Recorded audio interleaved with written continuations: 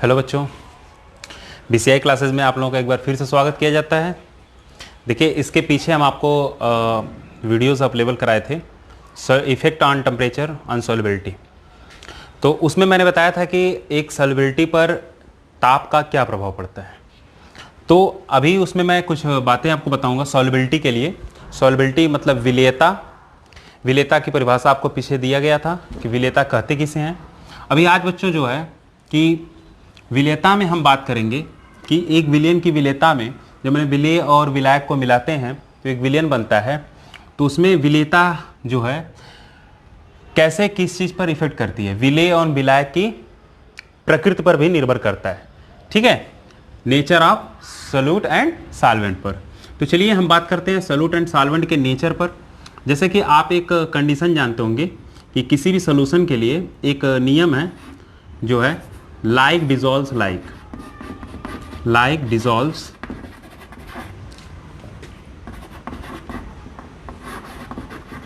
Like.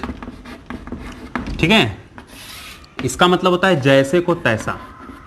ठीक है, जैसे को तैसा, या जो जैसा होता है ऐसे बना सकते हैं, जो जैसा होता है वैसे को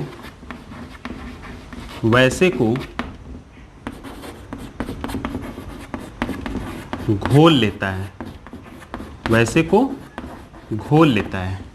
ठीक है, लाइक डिजॉल्व्स लाइक कहता है जो जैसा होता है वैसे को घोल लेता है।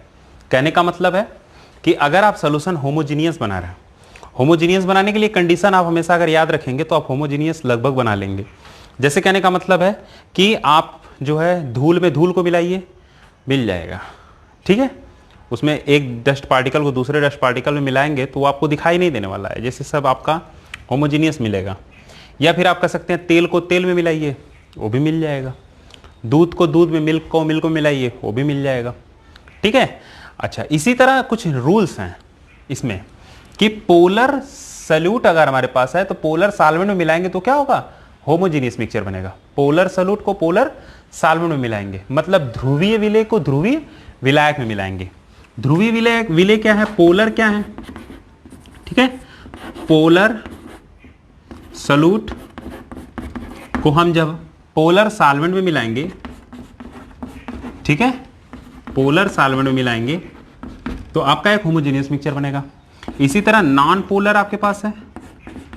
ठीक है, नॉन पोलर सॉल्यूट है तो इसको किस में मिलाएंगे, हम नॉन पोलर सॉल्वेंट में मिलाएंगे, नॉन पोलर सॉल्वेंट मिलाएंगे। ठीक है, बातें समझ में आ रही होंगी आप लोगों को।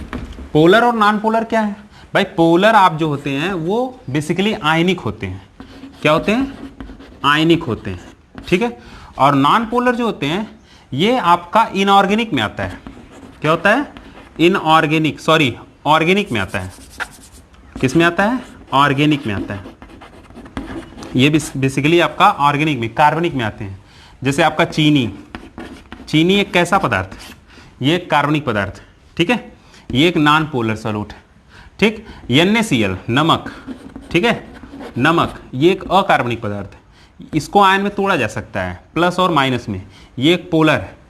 ठीक है, तो आपका जो है पोलर को पोलर मिलाएंगे तो मिल जाएगा। अब पोलर सॉल्वेंट की बात किया जाए, देखिए H2O, H2O क्या है, HOH मतलब H प्लस OH माइनस, यहाँ पे देखिए पोल बन गए, ये भी पोलर सॉल्वेंट में इसको रखा जाता है। ठीक है, चीनी आपका जो है क्या है, नॉन पोलर है। तो चीनी पानी में कैसे घुलता है भाई, पानी तो पोलर है, पानी में कैसे घुलता है, देखिए पानी पोलर के साथ साथ पानी के जो वाटर के जो मॉलिक्यूल होते हैं, ठीक है, H2O, ठीक, तो आपके जो H2O हैं ये इस तरह होते हैं, इस तरह जुड़े होते हैं, एक ऑक्सीजन से दो हाइड्रोजन। तो वाटर का ये एक मॉलिक्यूल है, वाटर का दूसरा मॉलिक्यूल क्या है, देखिए दूसरा मॉलिक्यूल हो गया ये वाटर का। ठीक है, अब इस जिसमें देखिए ऑक्सीजन की विद्युत ऋणात्मकता आपको पता होगा, इलेक्ट्रोनेगेटिविटी ऑफ ऑक्सीजन, ठीक, ये आपका ज्यादा होता है। ठीक है, नाइट्रोजन, ऑक्सीजन, फ्लोरीन, इन तीन चीजों को याद रखिएगा कि तीन जो एलिमेंट आएंगे, तत्व आएंगे, तो इनकी विद्युत ऋणात्मकता अधिक होती है। और जिस तत्व की विद्युत ऋणात्मकता अधिक होती है वह शेयर्ड इलेक्ट्रॉन जो होते हैं उनको अपनी ओर आकर्षित करने की कैपेसिटी रखते हैं। भाई इस बंध में 2 इलेक्ट्रॉन है, इसमें से थोड़ा सा इलेक्ट्रॉन ये ऑक्सीजन ले लेता है तो इसके ऊपर थोड़ा सा माइनस आ जाएगा, इसके ऊपर थोड़ा सा प्लस आ जाएगा, फिर वही बात यहाँ थोड़ा सा प्लस थोड़ा सा माइनस। तो देखिए इस पर थोड़ा सा प्लस माइनस आ रहा है, इसकी वजह से इसमें पोलैरिटी आ रही है, आ रही है। तो इस चीनी जो होता है, चीनी का मॉलिक्यूलर फार्मूला होता है C12H22O11, ठीक है। इसमें भी हाइड्रोजन बॉन्डिंग पाया जाता है। तो इस हाइड्रोजन बॉन्डिंग के थ्रू जो है ये वाटर, जो चीनी है वाटर में क्या होता है, डिसॉल्व होता है। और जो NaCl है ये क्या है, H प्लस और OH माइनस, इसमें दो पोल हमने बताया था, एक प्लस होता है एक माइनस। प्लस वाला अगर होगा तो यहाँ पे Cl माइनस को घेरेगा और इसका माइनस वाला पार्ट जो है Na प्लस को घेरेगा। ये आपकी हो गई जो है सॉल्युबिलिटी का जो है क्या हो गया, इफेक्ट हो गया। कैसे जो है सॉल्युबिलिटी आपकी इंक्रीज होगी, कौन किस में घोला जाएगा, कौन किस में नहीं घोला जाएगा। तो सिंपली आपको बात बता दें कि जैसे कुछ पूछते हैं लोग कि ये बताइए क्या है कि ये जल में विलेय है या अविलेय है, तो बेसिकली मैं आपको ये 2-3 कंडीशन बता रहा हूं जल में विलेय होने के लिए। जल में विलेय होने के लिए 2-3 कंडीशन आपको बता रहे हैं। ऐसे सॉल्यूट जो वाटर में डिसॉल्व हो सकते हैं उनके लिए कुछ कंडीशन आप लोग याद कर लीजिए। हमेशा पूछा जाता है कि वाटर में, जैसे क्वेश्चन पूछा जाता है कि H2S एक गैस है, H2S क्या है, एक गैस है, बात समझा रहा है, H2S गैस है। इसी तरह सॉरी H2S पे हम नहीं एग्जाम्पल ले रहे हैं, हम दूसरे कोई और ले रहे हैं। चलिए PH3 और एक है आपका NH3। चलिए ये दोनों गैस है ना, इसका नाम फास्फीन, इसका नाम अमोनिया। ये दोनों एक ही परिवार के तत्व हैं, मतलब नाइट्रोजन परिवार के तत्वों में नाइट्रोजन और फास्फोरस आता है P ब्लॉक में। तो नाइट्रोजन का हाइड्राइड है या फास्फोरस का हाइड्राइड है। तो PH3 गैस है, NH3 भी गैस है। पूछता है कि अमोनिया जल में क्या है, अमोनिया जल में विलेय है। क्या है, अमोनिया जल में विलेय है, बस मेरा है, सोलूबल है। जबकि वाइल फास्फीन जल में विलेय नहीं है, फास्फीन जल में विलेय नहीं है। क्यों, इसका रीजन दीजिए भाई। रीजन यही है कि आपको कुछ बातें हम बताना चाह रहे हैं, आप इसका आंसर अभी दे सकते हैं, ठीक है। क्योंकि अमोनिया में जो होता है NH3 में हाइड्रोजन बॉन्डिंग पाया जाता है, ठीक। हाइड्रोजन बॉन्डिंग इसमें पाया जाता है, तो भाई जल में भी हाइड्रोजन बॉन्डिंग पाया जाता है, मैं अभी बताया हूं आपको। तो जल में हाइड्रोजन बॉन्डिंग, अमोनिया में हाइड्रोजन बॉन्डिंग। तो अमोनिया के मॉलिक्यूल जल के साथ हाइड्रोजन बॉन्डिंग बना लेते हैं, इसलिए वो उसमें घुल जाते हैं। जबकि फास्फीन में हाइड्रोजन बॉन्डिंग नहीं होता है, इसलिए जल में घुलता नहीं है, ठीक है। चलिए, तो जल में घुलने के लिए कुछ कंडीशन हम आपको बता दे रहे हैं। पहला कंडीशन कि जो विलेय होगा वो क्या होना चाहिए, ध्रुवीय होना चाहिए। क्या होना चाहिए, ध्रुवीय। ध्रुवीय का मतलब यहां पे बात होगा आयनिक, कि वो आयनिक होना चाहिए। अगर आयनिक है तो जान लीजिए सबसे ज्यादा सॉल्युबल होगा, बहुत तेजी से घुलेगा, ठीक। दूसरा कंडीशन, उसमें क्या होना चाहिए भाई, हाइड्रोजन बॉन्डिंग होना चाहिए। क्या होना चाहिए, हाइड्रोजन बंद होना चाहिए, ठीक है, हाइड्रोजन बॉन्डिंग होना चाहिए। बात समझा रहा है। तो ये आपके हो गए ध्रुवीय, ये हो गया हाइड्रोजन बंद, ठीक। ये 2-3 केसेस हैं, आप लोग जो है जल के लिए याद रखिएगा कि या तो जल के साथ अगर वो हाइड्रोजन बॉन्ड बना ले रहा है तब जल में घुल जाएगा, और ध्रुवीय है मतलब आयन में टूट जा रहा है तब भी वह जल में घुल जाएगा, ठीक है। चलिए अब जो है आगे हम आपको लेकर चलते हैं थोड़ा सा 2 मिनट के लिए। देखिए इसमें जो है अभी जो आपको समझ में आ गया होगा कि कौन जल में घुलता है, कौन जल में नहीं घुलता है, कौन सोलूबल है, कौन नॉन सोलूबल है। तो ये आपको बातें समझ में आ गया, एग्जाम्पल के तौर पे भी आप लिख सकते हैं, ठीक है। एक बात और मैं आपको बता दूं, हाइड्रोजन बॉन्डिंग बनने की सिचुएशन, आप 3 एलिमेंट याद रखिएगा, NOF, ठीक। ये बनाया हुआ फार्मूला है NOF, नॉफ, नाइट्रोजन ऑक्सीजन फ्लोरीन। ये बेटा जो है इलेक्ट्रोनेगेटिविटी इंक्रीजिंग ऑर्डर में रखा गया है तीनों की।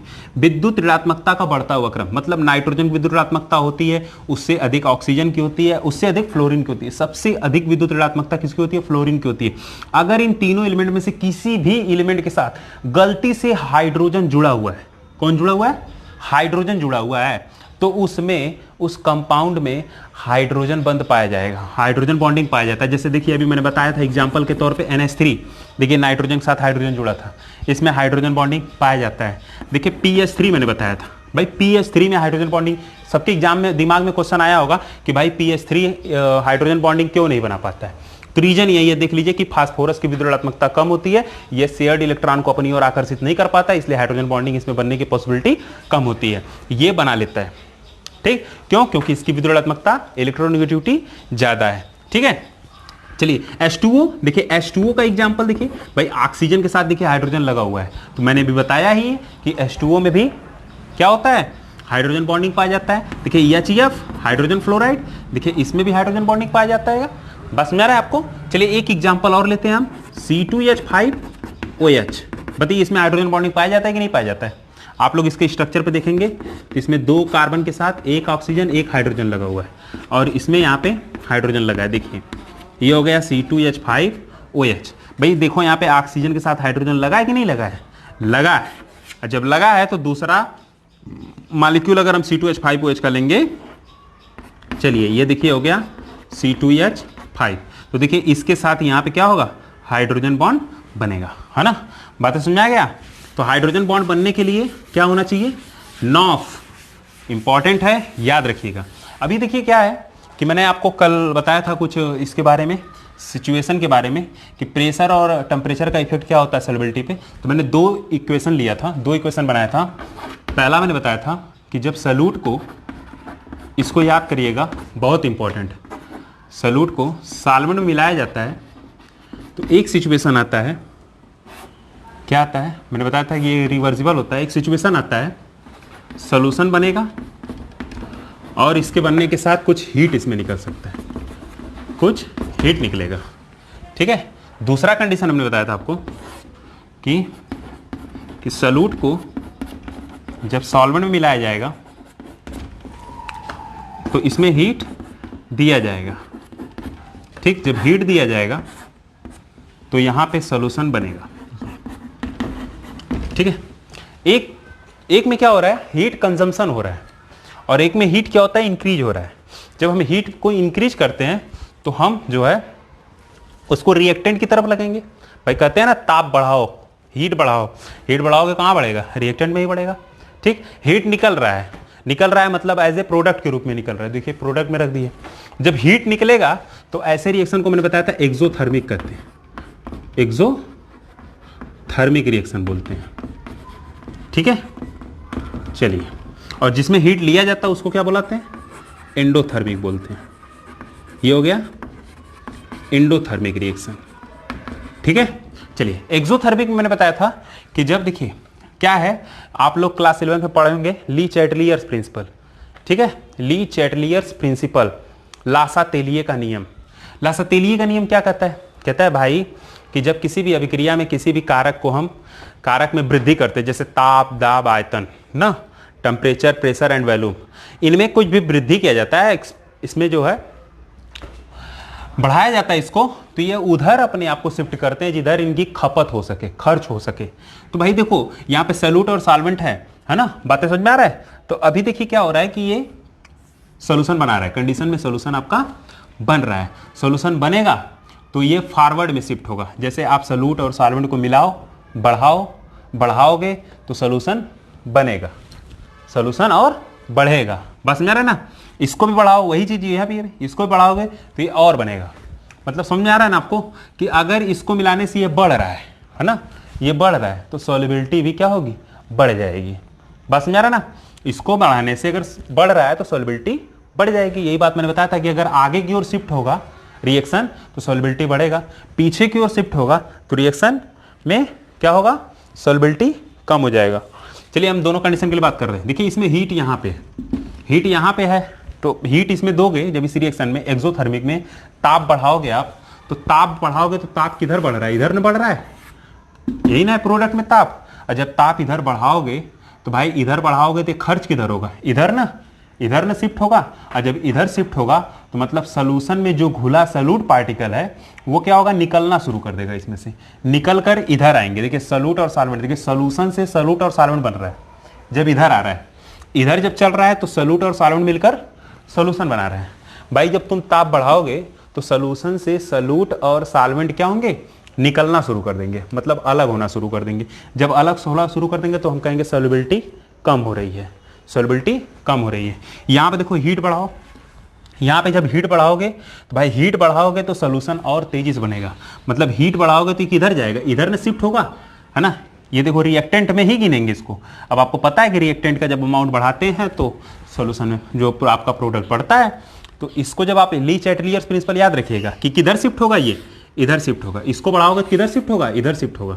ठीक है, तो ये इधर शिफ्ट हो रहा है, इधर शिफ्ट होने का मतलब सोल्यूशन बन रहा है, और जब सोल्यूशन बन रहा है तो इसका मतलब सॉल्युबिलिटी इंक्रीज हो रही है। तो आपके पास दो कंडीशन मैंने आपको बता दिया, एक कंडीशन एक्सोथर्मिक, एक्सोथर्मिक में क्या होगा भाई, जब टेम्परेचर तुम क्या करोगे, इंक्रीज करोगे, टेम्परेचर क्या होगा, बढ़ाओगे, तो सॉल्युबिलिटी क्या हो जाएगी, सॉल्युबिलिटी क्या हो जाएगी, यहाँ पे क्या हो जाएगी, डिक्रीज हो जाएगी, क्या हो जाएगी, डिक्रीज हो जाएगी। और जब यहाँ पे टेम्परेचर तुम इंक्रीज कर रहे हो तो सॉल्युबिलिटी क्या हो जाएगी, आपका सॉल्युबिलिटी क्या हो जाएगी, इंक्रीज हो जाएगा। ठीक है, ये कंडीशन आपको हमने बता दिया था। तो इसको आई होप आप लोगों को ये बातें समझ में आ रही होंगी। चलिए अब हम बात करते हैं प्रेशर का, सॉल्युबिलिटी पर प्रेशर का क्या इफेक्ट होता है। ठीक है, तो सॉल्युबिलिटी का भाई टेम्परेचर पर इफेक्ट आपको समझ में आ गया। अब प्रेशर का भी इफेक्ट देख लीजिए क्या होता है। ठीक, तो मैंने भी आपको स्टार्टिंग में ही बताया था कि विलियन जो आपका जब सॉलिड इन लिक्विड होगा, फिर लिक्विड इन लिक्विड और गैस इन लिक्विड। ठीक है, तो जब सॉलिड इन लिक्विड और लिक्विड इन लिक्विड बना रहे हैं तो उस पर टेम्परेचर का इफेक्ट पड़ रहा था, सब पे पड़ रहा था, ये बात नहीं है। लेकिन प्रेशर की अगर बात देखा जाए तो स्पेशली प्रेशर के लिए एक ही टाइप का सोल्यूशन पे इफेक्टेड होगा, वो भी गैस इन लिक्विड टाइप का। ठीक है, अब देखिए यहाँ पे तीन आपके टाइप हैं, सॉलिड इन लिक्विड, जब ठोस को द्रव में मिलाएंगे, दूसरा द्रव को द्रव में मिलाएंगे, तीसरा गैस को द्रव में मिलाएंगे। तो देखिए भाई प्रेशर का इन दोनों पे इफेक्ट कुछ नहीं होने वाला है। क्यों नहीं होने वाला है, क्योंकि प्रेशर आप लोग जानते हैं कि प्रेशर में जो होते हैं आपके जो है मॉलिक्यूल, जो सॉलिड और लिक्विड के जो मॉलिक्यूल्स होते हैं बहुत पास पास होते हैं, बहुत पास पास होते हैं, तो उस पर प्रेशर लगाने का आपको कोई बहुत ज़्यादा प्रभाव नहीं पड़ने वाला है। ठीक है, सॉलिड के मॉलिक्यूल जैसे चाक है, इस चाक के मॉलिक्यूल बहुत पास पास हैं, मैं इसको प्रेशर लगाऊंगा, बहुत प्रेशर लगा रहा हूँ तो क्या होगा, कुछ नहीं होगा, इसमें इसके आकार उकार में कुछ परिवर्तन हो रहा है, कुछ नहीं होगा, टूट जाएगा ये। ठीक है, तो ज़्यादा आप प्रेशर लगाएंगे तो परेशान हो जाएंगे, टूट जाएगा वो ना। लिक्विड में भी इसी तरह बहुत प्रेशर का बहुत कम है। ये मैं नहीं कहूँगा कि नहीं प्रभाव नहीं पड़ेगा, पड़ता है, बहुत माइनर पड़ता है। जैसे आप क्लास में बैठे होते हैं तो आपके क्लास में पूरी सीट फुल है, एकदम भरा हुआ है, एक बेंच पे अगर 5 स्टूडेंट्स हैं उस पर 6 लोग बैठे हैं, पूरा एकदम रूम भरा हुआ है। अब कोई बाहर से 2-3 लोग आ गए, कहे भैया थोड़ा सा जगह दीजिए, तो कहाँ से जगह देंगे, जगह है ही नहीं। लेकिन फिर भी आप दया खा के थोड़ा बहुत जो एडजस्टिंग बना के उसको दे लोगे थोड़ी बहुत। अब आपके पास सीट बहुत ज़्यादा है, बहुत खाली है, वो आया कहा कि थोड़ा सा भाई जगह बनाइए। जगह बनाने का मतलब क्या होगा, आप लोग थोड़ा पास पास आ जाएंगे, जगह इफरात हो जाएगा। तो देखिए जब आप पास पास आते हो ना तो वॉल्यूम आपकी क्या होती है, कम हो जाती है, वॉल्यूम आपकी क्या होती है, कम हो जाती है। तो गैस के लिए प्रेशर इफेक्ट करेगा, लेकिन सॉलिड और लिक्विड पे प्रेशर का हम बात नहीं करने वाले हैं। तो हम चलिए गैस इन लिक्विड की बात करेंगे। अब गैस इन लिक्विड के लिए चलिए बात करते हैं क्या होगा भाई। तो गैस इन लिक्विड के लिए किसकी बात करना है हमें, गैस इन लिक्विड की। चलिए तो गैस इन लिक्विड के लिए देखिए देखते हैं, कोई गैस है, जैसे मान लीजिए चलिए ऑक्सीजन को वाटर में मिला देते हैं। ठीक है, ऑक्सीजन को वाटर में मिलाकर हम जो है यहाँ पे सॉल्यूशन बना लेते हैं। ठीक है, जब ऑक्सीजन आपका एक गैस है और वाटर तो जानते ही लिक्विड है, तो आपको पता है पानी में जो है ऑक्सीजन घुला हुआ होता है। पानी में ऑक्सीजन, नाइट्रोजन ना, कार्बन डाइऑक्साइड, इन सब चीज़ों को घोल सकते हैं हम। ठीक है, तो पानी में ये ऑक्सीजन घुला है, घोल रहे हैं। तो कैसे घोल रहे हैं, ये ऑक्सीजन गैस है, गैस किसे घुलेगा। तो जाहिर सी बात है कि ऑक्सीजन अगर नहीं होता पानी में तो जो छोटे छोटे जीव होते हैं पानी के, पानी के जो जलीय जीव होते हैं वो ऑक्सीजन कहाँ से ले पाते हैं। तो उसमें ऑक्सीजन होता है भाई, प्रेजेंट होता है, इसलिए वो ऑक्सीजन वहाँ से ले लेते हैं। कोई उनके पास ऐसा भगवान थोड़ी ना बना के भेजें कि नहीं तुम्हारे पास जो हम ऑक्सीजन का सिलेंडर दे रखे हैं उसी सिलेंडर से तुम ऑक्सीजन लेना, बाहर से तुमको मिलने वाला नहीं, ऐसा कुछ नहीं होता है। उस जल में ही ऑक्सीजन होता है और उस ऑक्सीजन को वो मछलियाँ लेकर जो है जीवित रहती हैं। तो चलिए बात करते हैं ऑक्सीजन कैसे घुलेगा इसमें। ठीक है, तो हम इसकी बात करेंगे प्रेशर पे। तो देखिए चलिए हम थोड़ा बात कर लेते हैं इसके प्रेशर से, तो कैसे बात हो रहा है। तो प्रेशर पे बात करेंगे तो ऑक्सीजन जो है जल में घुल रहा है यहाँ पे। ठीक है, बातें समझ में आ रही हैं आपको। तो चलो घुलने के बाद देखो थोड़ा यह क्या कैसे घुल रहा है, क्या हो रहा है। तो चलिए देख लेते हैं यहाँ पे। देखिए जो कि ऑक्सीजन है आपका, तो ऑक्सीजन के जो पार्टिकल हैं किसी भी डब्बे में या सिलेंडर में रखे हुए हैं तो ये बड़े दूर दूर होते हैं, है ना। ये क्या होते हैं, बड़े दूर दूर होते हैं। ये ऑक्सीजन बहुत दूर दूर होता है, ठीक। अब हम क्या कर रहे हैं कि इनको थोड़ा प्रेशर लगा रहे हैं। प्रेशर लगाएंगे तो मैंने बताया था, प्रेशर लगाएंगे तो वॉल्यूम क्या होगा, कम होगा। प्रेशर लगाओगे मतलब इसको बहुत पास पास लाओ, तो पास पास लाओगे तो मॉलिक्यूल कम हो जाएंगे, कम जगह में आएंगे। चलिए, तो हम इसी में जो है इसी थोड़ा सा इसी को हम बढ़ा लेते हैं और यहाँ पे हम कह देते हैं कि यहाँ पे वाटर है, इसमें वाटर भरा हुआ है और इसमें एक हम पिस्टन लगा देते हैं। इसमें हम एक पिस्टन लगा देते हैं। पिस्टन मतलब पंप यहाँ पे लगा दे रहे हैं, ठीक। इस पंप के थ्रू जो है इसमें एक्सटर्नल प्रेशर लगाएंगे। जब प्रेशर लगाएंगे तो देखिए इसका वॉल्यूम कम होगा और वॉल्यूम कम होगा तो ये उधर शिफ्ट होगा। फिर से लासातेलिए नियम, उधर शिफ्ट होगा। जिधर से प्रेशर बढ़ाओगे तो ये किधर शिफ्ट होगा, जिधर आयतन कम होगा, जिधर आयतन कम होगा, है ना। दाब बढ़ाने पर जिधर आयतन कम होता है मॉलिक्यूल उधर जाके शिफ्ट हो जाते हैं। तो प्रेशर बढ़ाओगे तो वॉल्यूम कम होगा। तो यहाँ पे देखो वॉल्यूम अभी कम है या यहाँ पे, तो आंसर है यहाँ पे वॉल्यूम कम है। देखिए यहाँ पे वॉल्यूम आपका कम है ना, यहाँ पे वॉल्यूम ज़्यादा है, आयतन यहाँ पे ज़्यादा है। प्रेशर बढ़ाओगे तो कम वॉल्यूम में शिफ्ट होगा। कम वॉल्यूम में शिफ्ट होगा तो मतलब गैस जो है द्रव के अंदर आना शुरू कर देंगे, तो जल में आके घुलने लगे। तो भाई चलो, जल में जब आके घुलने लगे तो हम बात कर लेते हैं एक गैस के मॉलिक्यूल को। यहाँ से निकाल के बाहर देखो थोड़ा, ये गैस का मॉलिक्यूल है। और जब ये गैस है तो इस गैस जब ये जल में आएगा तो जल के अणु क्या करेंगे, उसको अपनी ओर आकर्षित करेंगे, उसको चिपकेंगे, पकड़ेंगे, है ना। भागने नहीं देंगे, कहेंगे अब तुम भागोगे नहीं, हम तुमको अब पकड़ लिए हैं, ठीक है। चलो कोई बात नहीं भाई, ये जल के अणु जो है इस गैस को चारों ओर से क्या कर लिए, घेर लिए, पकड़ लिए उसको। और तुम्हें पता है ये आप लोगों को कि जब कहीं 2 पार्टिकल या 3 पार्टिकल, किसी भी 2 या 2 से अधिक पार्टिकल के बीच में जब फोर्स ऑफ अट्रैक्शन बढ़ता है, आकर्षण बढ़ता है तो वहाँ पे एनर्जी क्या होती है, खर्च होती है। एनर्जी क्या होती है, खर्च होती है। तो बताओ यहाँ पे एनर्जी खर्च हो रही होगी या फिर एनर्जी बढ़ेगी। ये मॉलिक्यूल जब जल के मॉलिक्यूल उसको पकड़ेंगे, आकर्षण बल लगाएंगे तो एनर्जी खर्च होगी या फिर एनर्जी बढ़ेगी। तो जाहिर सी बात है कि भाई पकड़ेंगे, जोर लगाएंगे तो एनर्जी यहाँ पे खर्च होगी। यहाँ पे एनर्जी क्या होगी भाई, कंज्यूम्ड होगी, ठीक है। एनर्जी क्या होगी, कंज्यूम्ड होगी। चलिए, तो जब एनर्जी कंज्यूम्ड हो रही है, खर्च हो रही है, तो मतलब समझ गए आप लोग क्या होगी, ठीक। तो चलिए इसकी बात तो देख लेंगे।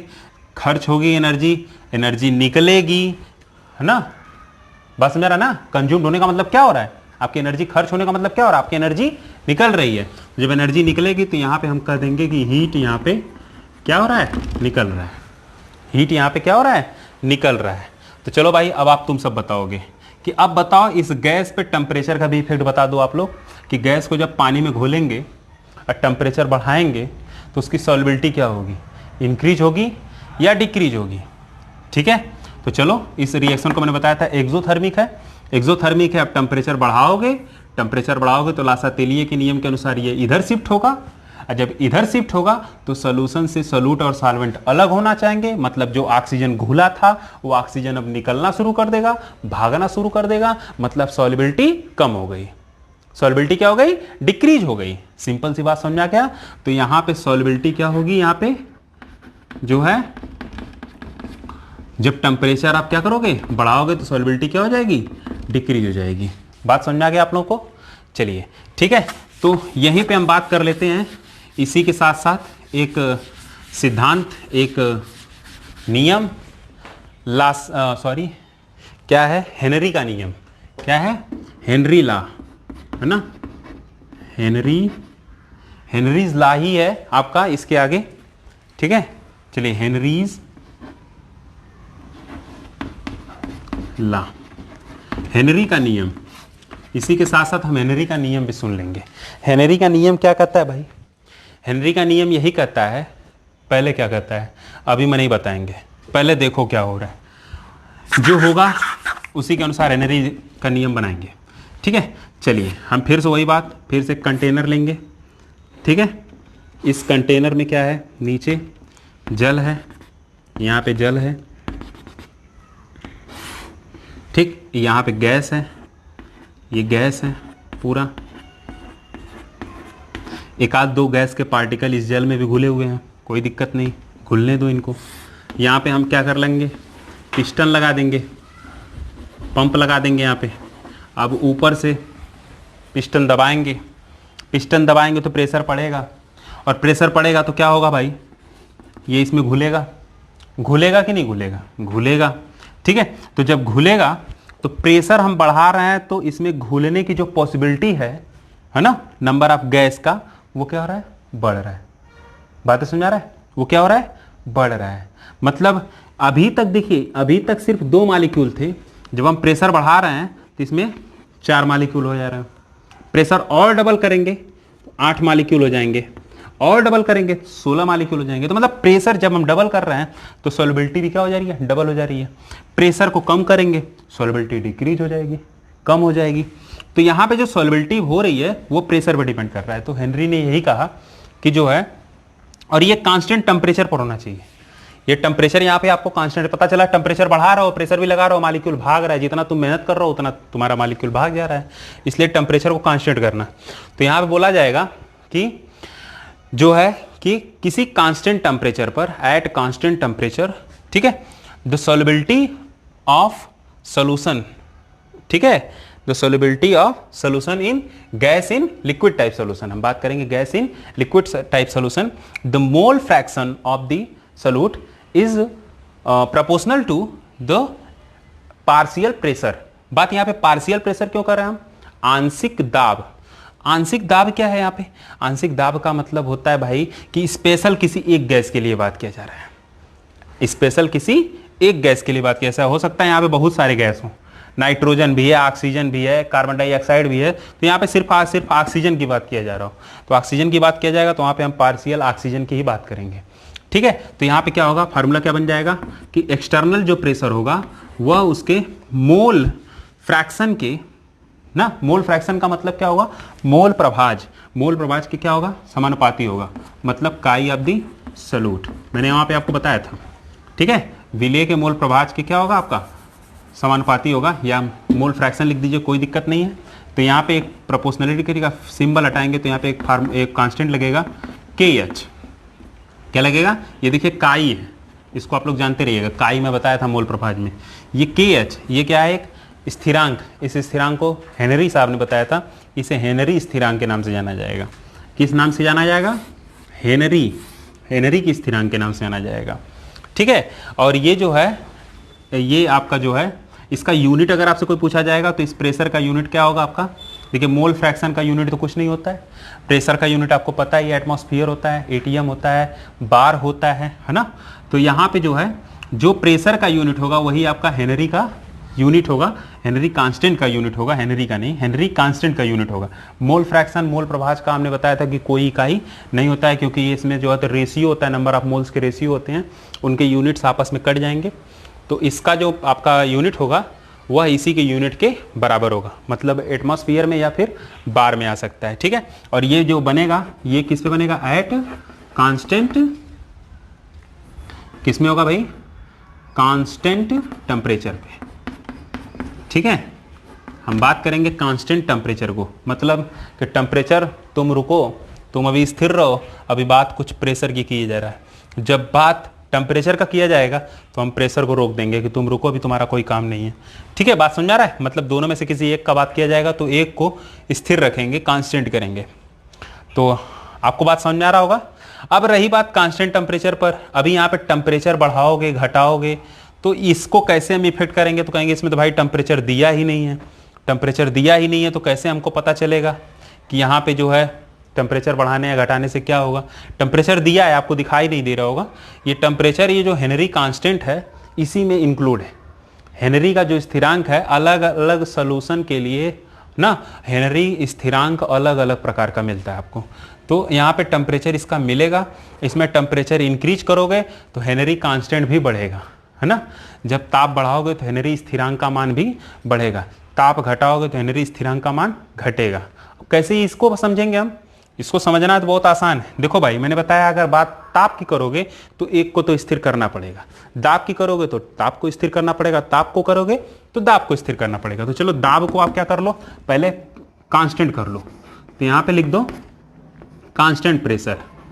ठीक है, कांस्टेंट प्रेशर, जब कांस्टेंट प्रेशर होगा तो आपको मिल जाएगा क्या, KH गुणे हेनरी, सॉरी मोल फ्रैक्शन, ठीक है। अच्छा चलो कांस्टेंट प्रेशर कर दिए भाई, अब तुम टेम्परेचर को बढ़ाओ, टेम्परेचर अब करो, इक्वेशन में तो टेम्परेचर दिया ही नहीं है, कैसे बात समझेंगे, क्या बेवकूफ़ बना रहे हैं, बेवकूफ़ नहीं। चलो देखो टेम्परेचर बढ़ा रहे हैं, टेम्परेचर बढ़ाने का मतलब अभी इसमें आ जाओ, इसमें आ जाओ, इसी यही रिएक्शन था आपका, टेम्परेचर इंक्रीज किए थे, तो बताओ सॉल्युबिलिटी क्या हो रही थी, बताओ जल्दी से, सॉल्युबिलिटी क्या हो रही थी, डिक्रीज हो रही थी या इंक्रीज हो रही थी, डिक्रीज हो रही थी भाई, माइनस में हो रहा था ना, कम हो रहा था। डिक्रीज होने का मतलब सॉल्युबिलिटी मतलब घुलने वाले नंबर ऑफ मोल्स के पार्टिकल जो घुल रहे थे उनकी संख्या में कमी हो रही थी, और जब संख्या में कमी होगी तो मोल फ्रैक्शन जो है आपका वो क्या होगा, कम होगा।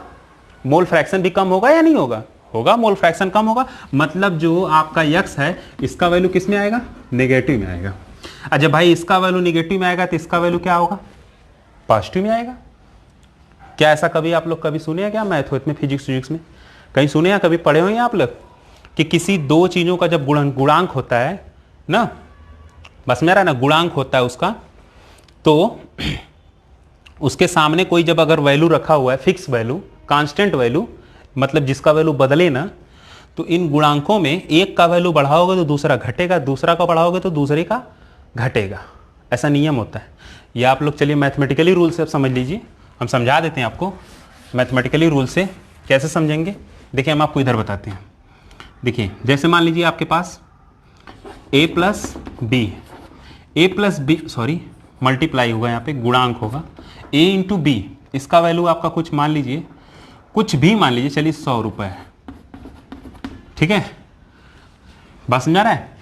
तो अभी देखिए a गुणे बी बराबर 100 है, ठीक है। जब a का वैल्यू हम 1 रखेंगे, बताइए, तो 100 पाने के लिए b, चलिए बहुत कम वैल्यू ले रहे हैं हम, ऐसा करो तुम सब 10 ले लो। जब a का वैल्यू 10 करो तो b का कितना रखना पड़ेगा भाई, 10 रखना पड़ेगा, तो अभी कितना आएगा, 10 गुणे 10 का मतलब 100। a का वैल्यू तुम अब 20 रखो, a का वैल्यू 20 रखो, तो जरा बताओ कि b का वैल्यू कितना रखोगे, 100 आएगा, 5 रखना पड़ेगा भाई, वैल्यू तो 100 ही आएगा, ये कांस्टेंट होगा, बदलना नहीं चाहिए, हमको 100 ही लाना है। अच्छा अभी काम करो, जो है तुम 50 रुपये रखो, तो 50 रुपये रखोगे, यहाँ क्या होगा, 2 लिखना पड़ेगा, वैल्यू क्या हो रहा है देखो 100 आ रहा है। अभी तुम एक बात देख रहे होगे कि जब a का वैल्यू हम बढ़ा रहे हैं ना, a का वैल्यू बढ़ा रहे हैं, तो जो v का वैल्यू है b का, वो क्या हो रहा है, कम हो रहा है, डिक्रीज हो रहा है, ये घट रहा है। a में इंक्रीज करेंगे तो b में डिक्रीज होगा, मतलब ये प्लस में जा रहा है तो ये माइनस में जा रहा है। इसी का उल्टा कर सकते हो, इसी का उल्टा करने का मतलब जो है तुम कैसे कर सकते हो कि b 10 रखे, ये 10 लिए, इसको तुम 25 रखो तो ये 4 हो जाएगा, है ना। तब अगर इसको 25 करते हो तो 25 गुणे 20 का वैल्यू 100 थोड़ी ना होता है, तब यहाँ पे तुम 4 करोगे तो 25 चौक के 100 होगा, बस मेरा इसको तुम 50 करो, इसको तुम 50 करोगे तो इसको 2 करना पड़ेगा, तो 50 दूना 100 होगा। अभी तुम आप लोग देखोगे कि अभी देखो यहाँ पे हम b को बढ़ा रहे हैं, b को बढ़ा रहे हैं, देखो 10 से 25 किए, 25 से 50 किए, बढ़ा रहे हैं, तो a का वैल्यू क्या हो रहा है, कम हो रहा है। तो सिंपल सी बात थी, a को मैंने बढ़ा रहा था तो b घट रहा था, b को बढ़ा रहा था तो a कम हो रहा है। तो वही चीज है यहां पे, वही चीज यहां पे कि जब तुम इसको बढ़ाओगे तो ये घटेगा और इसको घटाओगे तो ये बढ़ेगा। तो सिंपल सी अभी आपको बात समझ में आई कि मोल फ्रैक्शन का वैल्यू टेम्परेचर को इंक्रीज करने पर, मोल फ्रैक्शन का वैल्यू टेम्परेचर को इंक्रीज करने पर क्या हो रहा था, नेगेटिव में आ रहा था। तो वैल्यू भाई अब बता दो, जब नेगेटिव में आ रहा है तो ये क्या होगा, बढ़ेगा ही। तो आप समझ गए कि जब टेम्परेचर को इंक्रीज करेंगे तो KH का भी वैल्यू क्या होगा, इंक्रीज होगा, मतलब KH का मान बढ़ेगा। क्यों बढ़ेगा, ये कम हो रहा है जी, ठीक है। आपको ये बातें समझ में आ गई, हेनरी का नियम, हेनरी बहुत ही आसान सी बात है, ठीक है। चलिए हेनरी देखिए आप लोग, देखिए अब application of Henry's law, Henry's law के जो है कुछ एप्लीकेशन देख लिया जाए यहाँ पे। तो देखिए यहाँ पे सबसे बड़ी बात जो है, हम बात करेंगे सॉफ्ट ड्रिंक्स की। बच्चों सॉफ्ट ड्रिंक्स में क्या होता है कि कार्बन डाइऑक्साइड को डिसॉल्व किया जाता है, जो है सॉफ्ट ड्रिंक में कार्बन डाइऑक्साइड मिलाया जाता है, आपको पता ही है, देखते हैं उसमें हाई प्रेशर लगाकर उसको बॉटल को पैक किया जाता है।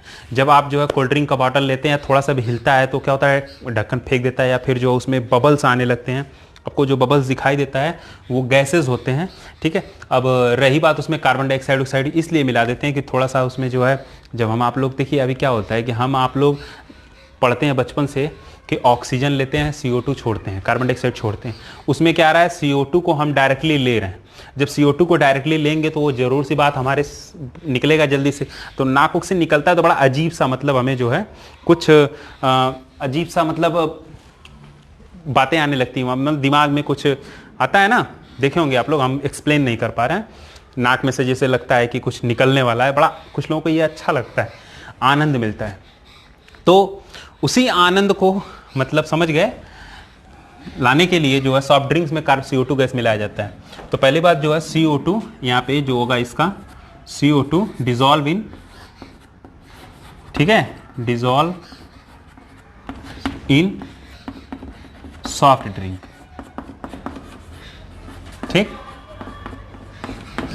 ठीक है, कार्बन डाइऑक्साइड को सॉफ्ट ड्रिंक में डिजॉल्व करने के लिए। दूसरा जो होगा आपका, एक होगा इसका एप्लीकेशन कहाँ पे होता है, इसका जो है प्रयोग कहाँ होता है। देखिए आप लोग गोताखोर का नाम सुने होंगे, समुद्र में गोताखोर, नदियों में गोताखोर जाते हैं, कोई भी चीज़ जमीन मतलब नदी के अंदर से या फिर बहुत समुद्र के अंदर तक, बहुत अंदर अंदर तक चले जाते हैं, तो उनको एक सिलेंडर दिया जाता है, ऑक्सीजन से भरा सिलेंडर दिया जाता है। तो क्या उस सिलेंडर में ऑक्सीजन गैस ही भरा होता है?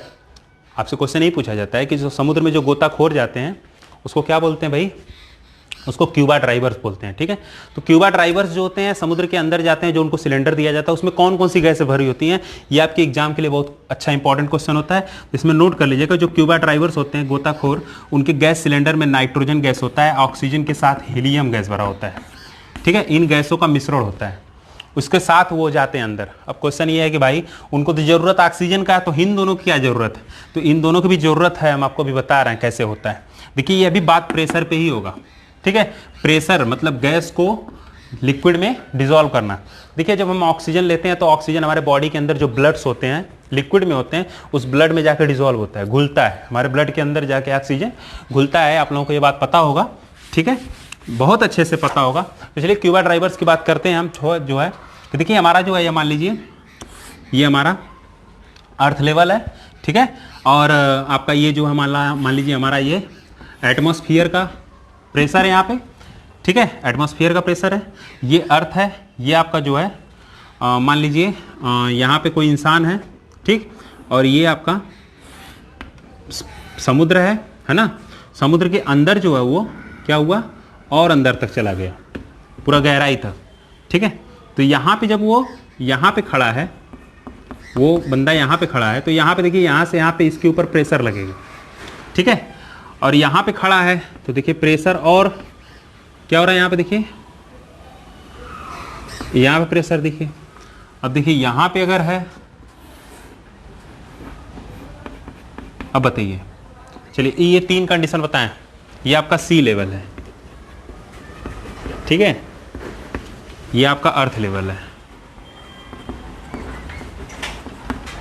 ठीक है। अब बताइए प्रेशर कहाँ पे ज़्यादा लगेगा, यहाँ पे ज़्यादा लग रहा है या यहाँ पे ज़्यादा लग रहा है?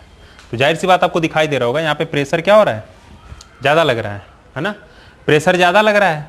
तो अभी आपको बताया गया था कि हाई प्रेशर पर गैसों की जो घुलने की जो कैपेसिटी होती है, मतलब सॉल्युबिलिटी जो होती है, गैस ऑफ सॉल्युबिलिटी जो गैस की होती है वो इंक्रीज हो जाती है। हाई प्रेशर पर गैसों की जो घुलने की पॉसिबिलिटी होती है वो बढ़ जाती है, उसमें इंक्रीज हो जाता है। कम प्रेशर पर घुलने की पॉसिबिलिटी कम होती है, क्योंकि अभी हेनरीज ने बताया था यही बात कि जो पार्शियल प्रेशर होता है ना, उसको आप इंक्रीज करोगे तो मोल फ्रैक्शन भी क्या होगा, इंक्रीज होगा, सॉल्युबिलिटी क्या होगी, बढ़ेगी। तो भाई सॉल्युबिलिटी बढ़ रही है कब, जब प्रेशर तुम बढ़ा रहे हो। यहाँ पे प्रेशर नॉर्मल काम कर रहा है ना, तो हम जो है नॉर्मल जब ऑक्सीजन लेते हैं तो हमें किसी चीज़ की ज़रूरत नहीं होती है ना, हम नॉर्मल ऑक्सीजन ले रहे हैं, नॉर्मल वो ऑक्सीजन जा रहा है हमारे नॉक्सियस होते हुए जो है नॉस्ट्रिल्स होते हुए वो हमारे नसों में जाके ब्लड में जो है घुल जाता है। यहाँ पे जो है आपका प्रेशर है, थोड़ा सा यहाँ पे प्रेशर लग रहा है ज़्यादा। यहाँ पे जाते हैं, देखिए जब आप लोग जल के अंदर जाते हैं, आप लोग देखते होंगे पोखरे वोखरे में तैरने या नदी उदी में तैरने जाते होंगे, तो कुछ लोग डुबकी लगा के जो है अंदर अंदर पानी में जाते हैं, तो कुछ दूर जाते हैं तो खुद फिर बाहर आ जाते हैं, फिर सांस लेते हैं, फिर सांस लेने के बाद फिर अंदर जाते हैं, फिर वो अंदर जाने के बाद फिर बाहर आते हैं, फिर सांस लेते हैं। तो ऐसा वो बार बार सांस लेते हैं, क्योंकि अंदर जाने के बाद प्रेशर जो है वहाँ पे बढ़ने लगता है, तो सांस अच्छे से नहीं ले। चलिए यहाँ पे देखते हैं जब प्रेशर बढ़ जाएगा यहाँ पे तो क्या होगा ना। यहाँ पे जब जाएंगे तो आप लोग देखते हैं कि जब अंदर जा रहा है फिर वो ऊपर आएगा, फिर अंदर जाएगा, ऊपर आएगा। तो कभी प्रेशर हाई हो रहा है, कभी प्रेशर लो हो रहा है, कभी प्रेशर हाई हो रहा है। भाई जब प्रेशर बहुत हाई होगा तो जो डिसॉल्व होने की पॉसिबिलिटी वो बहुत तेजी से घुलेगा। मतलब ये जो गैस है, जो ऑक्सीजन गैस है, वो हमारे ब्लड में, ये हमारा ब्लड है ना, ये ब्लड है, जब ज्यादा प्रेशर होगा तो बहुत तेजी से घुलेगा। मतलब समझ सकते हैं आप लोग, मतलब पर सेकंड में जो घुलने की पॉसिबिलिटी है वो कई गुना बढ़ जाएगा जब प्रेशर ज्यादा होगा, हाई प्रेशर पर। अब फिर प्रेशर जब लो हो रहा है तो पॉसिबिलिटी जो है ये घुलने की पॉसिबिलिटी कम हो रही है। मतलब कह सकते हैं आप कि ये बार बार ऊपर नीचे, जैसे अभी ये तो है नहीं कि समुद्र में जिस पोजीशन पर है उसी पोजीशन पे रहता है, ऐसा तो होता नहीं है। स्क्यूबा ड्राइवर्स ऊपर नीचे भी होते रहते हैं, ठीक है, ऊपर नीचे भी होते रहते हैं। तो ऊपर नीचे होते हैं तो प्रेशर कभी बहुत ज्यादा होता है, कभी बहुत ज्यादा कम हो जाता है। तो ज्यादा घुलने की पॉसिबिलिटी होती है, कम होता है। तो ऐसे करते करते जो हमारे ब्लड के अंदर जो नसें हैं, नस में जो ब्लड है वो उसमें ऑक्सीजन घुलेगा, फिर कम होगा। ऐसे करते करते वो फट सकता है। वो नसें क्या होती हैं, फट सकती हैं। और जब फटेंगी तो उसमें से क्या होगा, आपके जो गैस हैं वो आपके हाथ बॉडी के अंदर जो है भर जाएगा। तो देखते हैं जो आदमी जो है, जो इंसान जब कभी कभी देखते हैं उसको जैसा फूल जाता है पानी के अंदर, देखते हैं जब कोई लोग जो खत्म हो जाता है तो हाई प्रेशर की वजह से जो है वो जो बॉडी के अंदर पूरा पानी भर जाता है, समझ रहा है ना, उसकी वजह से वो फूल जाता है। तो यहाँ पे उससे वहाँ पे एक्सीडेंटल हो सकता है। इसलिए उस सिलेंडर में उस प्रेशर को बैलेंस करने के लिए हम किसकी यूज करते हैं, नाइट्रोजन और हीलियम का भी यूज करते हैं। नाइट्रोजन एक ठंडी गैस होती है, ये प्रेशर को कंट्रोल किया रहता है, ठीक है, बस मेरा ना। और ये जब आपका प्रेशर कंट्रोल हाई प्रेशर पे इसको कंट्रोल करता है, लो प्रेशर पर ये कंट्रोल करता है। ये भी बात जान लीजिए, जब प्रेशर कम होगा तो यह प्रेशर को बढ़ाने का काम करेगा, और जब प्रेशर बहुत ज्यादा होगा तो ये प्रेशर को कम करने का काम करता है। इसलिए इन दोनों को भी मिक्स करके उस सिलेंडर में भेज दिया जाता है क्यूबा ड्राइवर्स के साथ। तो अब आपको समझ में आ गया होगा कि क्यूबा ड्राइवर्स के लिए यूज करते हैं, ठीक है, बस मेरा ना। तो क्या होगा, क्यूबा ड्राइवर्स, ठीक, फॉर इसमें कौन से गैस ले जाते हैं, ये याद करिएगा, नाइट्रोजन, ऑक्सीजन और हीलियम ले जाते हैं। चलिए थर्ड पॉइंट पे आते हैं हम, माउंटेन क्लाइंबर के लिए, ठीक है, माउंटेन क्लाइंबर्स के लिए बात करेंगे हम, ठीक है। चलिए माउंटेन क्लाइंबर्स की बात करते हैं, जो पर्वतारोही होते हैं, हिमालय पर्वत पे जाते हैं। भाई अभी देखो बात यहीं से फिर हम बात कर लेते हैं हिमालय पर्वत के लिए। जो अभी ये सीढ़ी बनाया है, ये सीढ़ी अब इस टाइप का नहीं, अब सीढ़ी जो है कुछ इस टाइप का बनेगा, ठीक है। देखिए ये आपका हो गया, ये माउंटेन आ गया, ठीक है। यहाँ प्रेशर ज़्यादा है और यहाँ प्रेशर क्या हो गया भाई, बताइए, यहाँ प्रेशर क्या हो गया, कम हो गया। लोग कहते हैं ना जैसे जैसे समुद्र तल से ऊपर जाओगे, ऊंचाई पे बढ़ते जाओगे, पहाड़ों पे चढ़ते जाओगे, प्रेशर कम होगा, तुम्हें ऑक्सीजन का मिलना कम हो जाएगा। मतलब वहाँ पे ऑक्सीजन तो होता है, बहुत होते हैं, ऐसी बात नहीं कम होता है। जो लोग कहते हैं, कुछ लोग कहते हैं वहाँ पे ऑक्सीजन होता ही नहीं है, गलत बात है भाई। ऑक्सीजन होता है, लेकिन हम प्रेशर ना होने की वजह से वो ऑक्सीजन हम ले नहीं पाते हैं। बातें समझ आ रहा है? अरे भाई जब तुमको प्रेशर मिलवे नहीं करेगा तो जब प्रेशर होएगा ही नहीं तो हमारे बॉडी के अंदर डिसॉल्व कैसे होगा।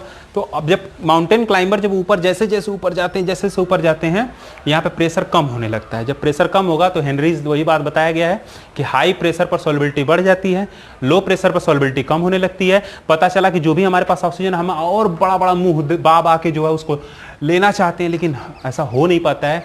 तो उसलिए क्या करते हैं, इनको भी एक सिलेंडर दिया जाता है, इनको भी सिलेंडर दिया जाता है। बातें समझ आ रहा है ना? इस सिलेंडर में इनमें जो है लगभग आपका हीलियम उलियम भर के दिया जाता है ताकि वो प्रेशर को वहाँ पे बढ़ाने का काम करे, ठीक है। तो ये माउंटेन क्लाइंबर, अच्छा माउंटेन क्लाइंबर जब ऑक्सीजन नहीं मिलता है तो क्या होता है, बॉडी मतलब नौक से खून आने लगता है। तो इस टाइप की एक बीमारी हो जाती है। उस बीमारी को क्या कहते हैं, एनॉक्सिया कहते हैं। क्या कहते हैं उसको, एनॉक्सिया कहते हैं। यहाँ पे एक एनॉक्सिया नामक बीमारी हो जाती है। ये एनॉक्सिया जो बीमारी होती है ये माउंटेन क्लाइंबर्स को अक्सर होती रहती है, इसलिए उनको जो है ये सिलेंडर देकर रखा जाता है कि ताकि तुम्हें जो है एनॉक्सिया जैसी बीमारी न हो। तो ये एप्लीकेशन आपको बातें समझ में आ गई होंगी। चलिए हेनरीज लॉ के एप्लीकेशन आप, आई होप आपको अच्छे से समझ में आया होगा आज हेनरी के लॉ। और काफ़ी हमने एग्जाम्पल बताया, वीडियो भी लंबा हो गया होगा, तो शुरू से अंत तक जरूर देखिएगा। एक बात आपको मैं और से रिक्वेस्ट कर रहा हूँ, आप मेरे चैनल को अगर सब्सक्राइब नहीं किए हैं तो अभी सब्सक्राइब कर दीजिए ताकि इसके बाद आने वाले हर वीडियोस आप जो है देखते रहिए। और दूसरी बात कि जो भी वीडियो आप देखिए शुरू से अंत तक देखिए, इसके लिए हम आपका बहुत आभार प्रकट करेंगे। Thank you so much. मिलते हैं अगली क्लास में, तब तक के लिए टेक केयर, बाय बाय।